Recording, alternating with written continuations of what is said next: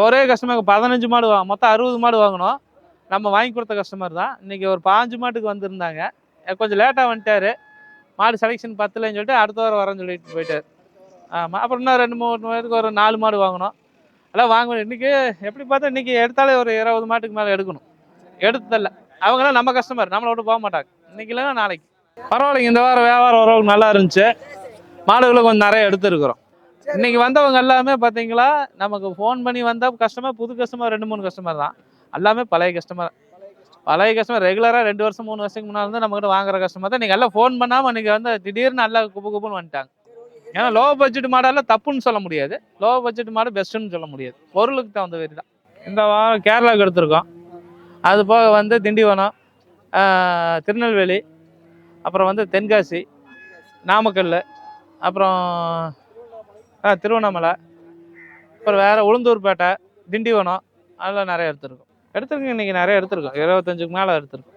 பரவாயில்ல. நீங்கள் எல்லாத்துக்கும் மனசுக்கு பிடிச்ச விலை கம்மியிலேயே நல்ல மாடாக எடுத்துட்டோம். போன வாரம் கூட நம்ம கொஞ்சம் தடுமாறுச்சு. இந்த வாரம் பரவாயில்ல, விலை கம்மியில் நல்ல மாடாக நிறைய எடுத்துட்டோம்.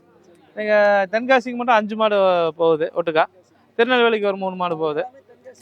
ஆமாம். எல்லாமே நல்ல கேரண்டியான மாடுகள் எல்லாமே எடுத்துருக்கோம். ஆமாம். அப்புறம் நல்ல மாடை தான் நேரத்தில் எடுக்கலாம், இல்லைன்னா பொறுமையாக வெயிட் பண்ணி எடுத்துக்கலாம். ஆமாம். ஏன்னா அதெல்லாம் ஒரு 4 மணி 5 மணிக்கு வாங்குகிறோம். 3 மணிக்கே ஓரளவுக்கு நல்ல மாடு வந்துடுது. அதெல்லாம் போனவ போல் சும்மா சுற்றுறவே இருக்குது. என் ஊர் பேர் சொன்னாலே தெரியும். நம்ம ஒரே இடத்துல இல்லைங்க. நான் ஈரோடுனா ஈரோட்டுக்குள்ளே இல்லை. எனக்கு தமிழ்நாட்டுக்குள்ளே எல்லா ஏரியாவும் தெரியும். எல்லா இடத்துக்கும் நான் போயிருக்கிறேன்.